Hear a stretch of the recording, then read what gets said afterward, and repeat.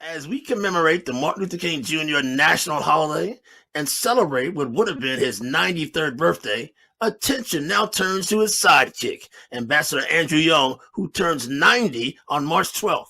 A 4-day celebration is planned entitled Peace and Reconciliation.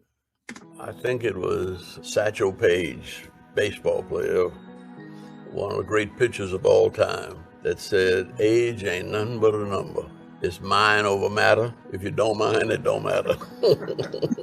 But for me, age is a little different because when we were in our late 20s and early 30s, Martin Luther King said one day that we all must be clinically insane to think that a crazy bunch of young folk like us could redeem the soul of America.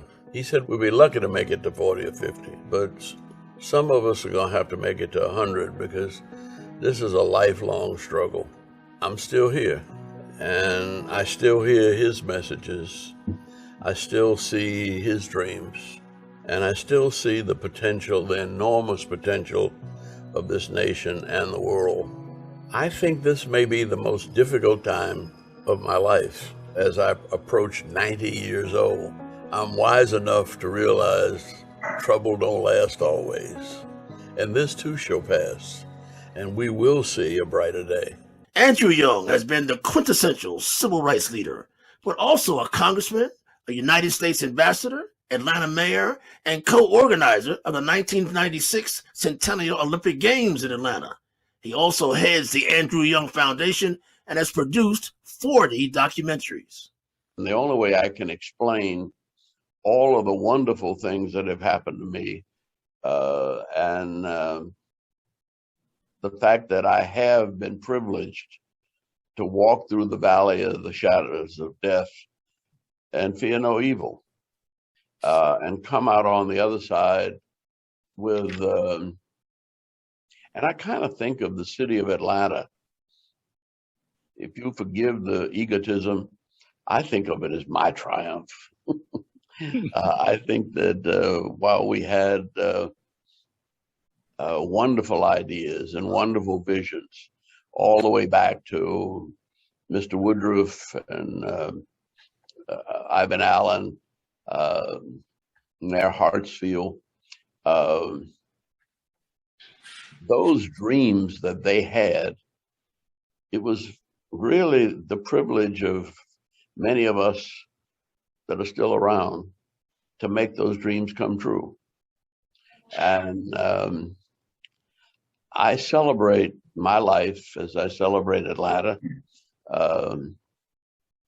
But I also feel a warm place in my heart when I go to Albany, Georgia, because I went there in 1962 with the demonstrations, and then in Birmingham again in '63. I can't forget the fact that I was able to tag along with Martin Luther King to the Nobel Prize speech, to his receiving the Nobel Prize.